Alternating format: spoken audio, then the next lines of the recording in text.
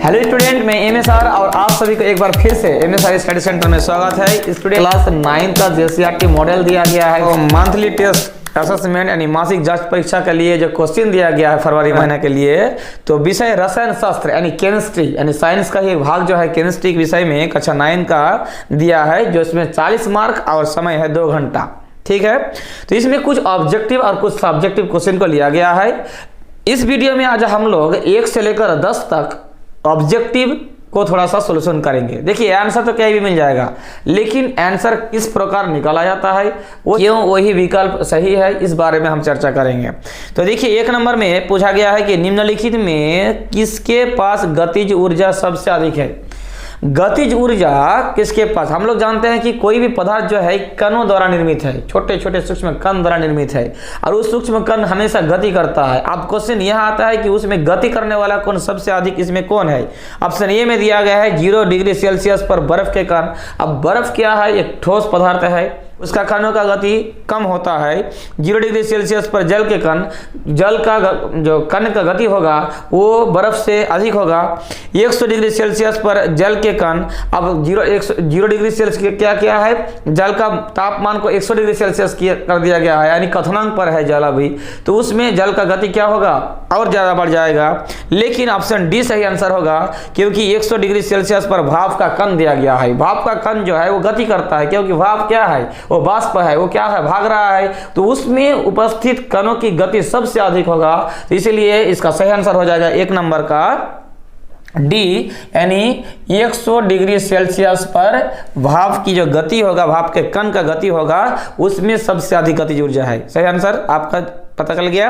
अब आते हैं 2 नंबर में, निम्नलिखित में से किस अवस्था में हम जल को कमरे के ताप पर उबाल सकते हैं। जल के कमरे के ताप पर उबलना है, मतलब एक्स्ट्रा आप टेम्परेचर नहीं दे सकते, एक्स्ट्रा ताप नहीं दे सकते, कमरे का जो ताप है उसमें आपको उबालना है जल को। तो इसके लिए निम्न दाब पर, अगर हम निम्न दाब देते हैं, प्रेशर घटा देते हैं, प्रेशर घटाने से क्या होगा, उसका जो टेम्परेचर रहेगा वो घट जाएगा।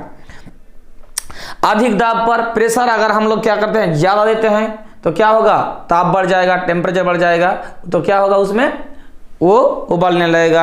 अत्यधिक दाब पर, अधिक से एक यह कहा गया है अत्यधिक, अति जो अधिक मतलब अधिक से भी अधिक, तो अत्यधिक, तो अत्यधिक दाब पर, तो यह है सही आंसर 2 नंबर का, कि अत्यधिक दाब पर क्या होगा, अगर हम लोग अत्यधिक दाब बढ़ा देते हैं तो क्या होगा, जल उबालने लगेगा कमरे के ताप पर। तो इसका सही आंसर हो जाएगा 2 नंबर का सी।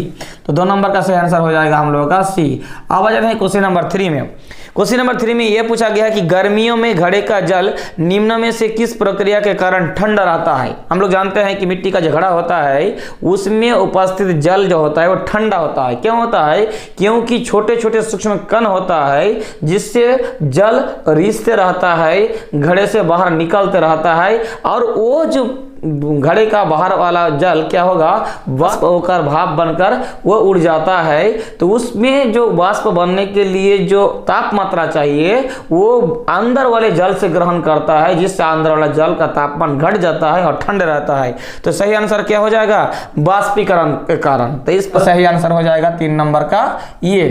अब आते हैं क्वेश्चन नंबर 4 में। क्वेश्चन नंबर 4 में ये पूछ रहा है स्थिर अनुपात का नियम किसने दिया।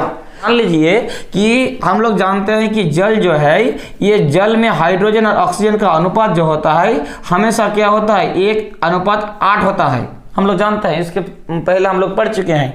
तो जल का परिमाण हम लोग कितना भी अधिक कर ले, अनुपात हमेशा स्थिर रहता है, इसे स्थिर अनुपात का नियम कहते हैं। और इसमें पूछा गया था कि किसने ये थ्योरी दिए हैं, तो नील बोर, डाल्टन, प्राउस्ट, लेवेजियर। तो इसका सही आंसर हो जाएगा प्राउस्ट, यानी सही आंसर हो जाएगा 4 का सी। अब आते हैं क्वेश्चन नंबर 5 में। क्वेश्चन नंबर 5 में यह पूछा गया है कि एक तत्व की परमाणु संख्या 12 है।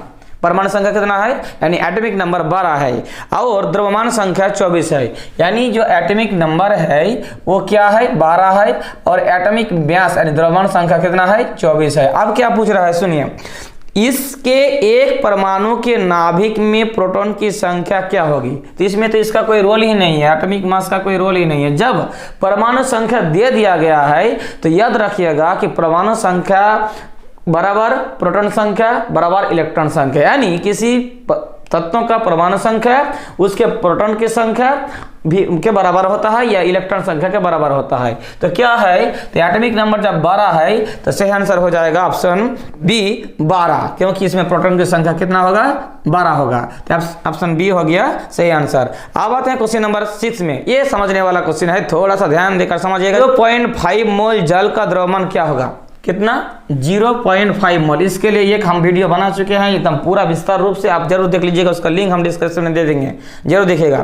0.5 मोल जल का द्रव्यमान क्या होगा। पहले तो हम लोग जल का द्रव्यमान निकाल लेते हैं, पूरा जल 1 मोल, इसे कहा जाता है 1 मोल। तो इसमें क्या है, देखिए हाइड्रोजन की संख्या है 2 और हाइड्रोजन का परमाणु संख्या परमाणु द्रव्यमान सेम होता है, एटॉमिक नंबर और एटॉमिक मास। तो इसमें 2 ही, 1 हाइड्रोजन मतलब 2 हाइड्रोजन का 2 एटॉमिक मास, और इसमें ऑक्सीजन का एटॉमिक मास में परमाणु द्रव्यमान होता है 16 और 2 कितना हो गया 18। तो 18 ग्राम बराबर कितना होता है, 1 मोल होता है। ये हम लोग पढ़ चुके हैं। तो 0.5 मोल कहा गया है, 0.5 मोल कहा गया है, मतलब आधा कहा गया है। तो 18 ग्राम से घटा के 9 ग्राम कर दीजिए, तो इसका सही आंसर हो जाएगा ऑप्शन बी। 6 नंबर का सही आंसर हो गया 9 ग्राम, ऑप्शन बी, यानी 6 नंबर का सही आंसर हो गया बी। अब आते हैं क्वेश्चन नंबर 7। क्वेश्चन नंबर 7 में ये पूछ रहा है, किसी तत्व की रासायनिक प्रकृति किस गुण द्वारा निर्धारित होती है। किसी भी पदार्थ का जो रासायनिक प्रकृति है वो किस गुण द्वारा निर्धारित होता है, तत्वों के परमाणु के आकार पर नहीं, ये तो भौतिक गुण हो गया। तत्वों की संयोजकता, जी हाँ यही सही आंसर है, तत्वों की संयोजकता पर निर्धारित करता है किसी भी तत्व का रासायनिक प्रकृति। 7 नंबर का सही आंसर हो जाएगा बी। 8 नंबर में आ जाते हैं। क्वेश्चन नंबर 8 में यह पूछा गया है कि अधिकांश तत्व रासायनिक बंधन बनाने की कोशिश करते हैं, क्यों करते हैं। कोई भी तत्व जो है वो क्या करता है, रासायनिक बंधन बनाने का क्यों कोशिश करेगा। ऑप्शन ए अधिक इलेक्ट्रॉन प्राप्त करने के लिए, वो चाह रहा है कि हम अधिक से अधिक इलेक्ट्रॉन प्राप्त कर ले, जी नहीं ऐसा नहीं है। बी उत्कृष्ट गैसों की संरचना प्राप्त करने के लिए, उत्कृष्ट गैस यानी नोबल गैस जिसे कहा जाता है, हीलियम, नियॉन, आर्गन, क्रिप्टन, जेनन, रेडन, ये सब गैसों की संरचना प्राप्त करने के लिए, नहीं ऐसा नहीं है। सी अपना अष्टक पूरा करने के लिए। अष्टक नियम में क्या है कि इलेक्ट्रॉनिक विन्यास में हम लोग लास्ट कक्ष में हमेशा 8 इलेक्ट्रॉन रहेगा, ऐसा हम लोग बोले थे, जिसे अष्टक नियम कहा जाता है। जैसे हम लोग ऐसा बोले थे कि मान लेते हैं कि सोडियम जो है जिसका परमाणु संख्या 11 है, इसको अगर इलेक्ट्रॉनिक विन्यास करते हैं तो 2, 8, 10 और 11। तो ये क्या है कि ये जो इलेक्ट्रॉन है 8 से अधिक नहीं होगा, इसलिए हम लोग आगे बढ़ जाएंगे। तो यहाँ कितना आ गया 1, तो इसको अष्टक प्राप्त करने के लिए क्या करता है, इलेक्ट्रॉन को त्याग कर देता है, इसलिए क्या है धनायन है, ये हम लोग पढ़ चुके हैं। तो ये जो होता है ये सब क्रियाविधि होता है, चाहे इलेक्ट्रॉन का ग्रहण करना, इलेक्ट्रॉन का त्याग करना, सिर्फ अष्टक को पूरा करने के लिए। तो इसका सही आंसर हो जाएगा 9 नंबर का सही आंसर हो जाएगा ऑप्शन सी, अपना अष्टक पूरा करने के लिए। क्लियर है, 8 नंबर का हो गया सी। अब आते हैं 9 नंबर में। 9 नंबर में यह पूछा गया कि निम्नलिखित में कौन सा कथन रदरफोर्ड के नाभिक के सिद्धांत के अनुसार सत्य है। आप लोग एनसीईआरटी किताब से रदरफोर्ड का नाभिकीय मंडल तो थोड़ा सा पढ़ लीजिएगा, इसमें क्लियर लिखा हुआ है कि कौन सा कथन सत्य होगा। देखिए इसका सही आंसर हो जाएगा ऑप्शन सी, इलेक्ट्रॉन नाभिक के चारों ओर परिक्रमा करते हैं। इलेक्ट्रॉन जो है वो नाभिक के चारों ओर क्या करेगा, परिक्रमा करता है, जैसे सूर्य के चारों ओर ग्रह, ग्रह के चारों ओर क्या उपग्रह, इस प्रकार इलेक्ट्रॉन जो है नाभिक के चारों ओर परिक्रमा करते हैं। ये सही आंसर है, रदरफोर्ड ने ऐसा कथन दिए हैं, तो 9 नंबर का सही आंसर हो जाएगा सी।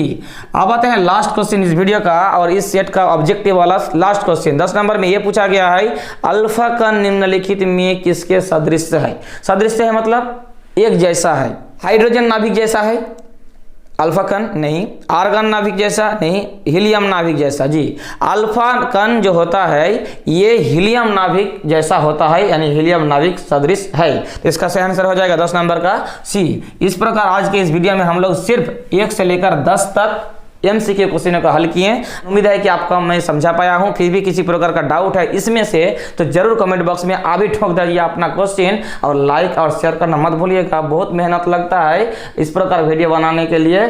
इस मेहनत के लिए आपके पास सिर्फ एक लाइक और कमेंट चाहिए, और अपने फ्रेंड सर्कल में इस प्रकार का वीडियो को फैला दीजिए। अभी तक चैनल में नहीं जुड़े हैं तो चैनल के साथ जुड़ने के लिए आपको कुछ नहीं, सिर्फ सब्सक्राइब बटन के साथ साथ बेल आइकन प्रेस कर लेना है, ताकि जल्द से जल्द इस प्रकार का वीडियो आपके पास उपलब्ध हो। मिलते हैं एक और नए वीडियो के साथ, तब तक के लिए धन्यवाद।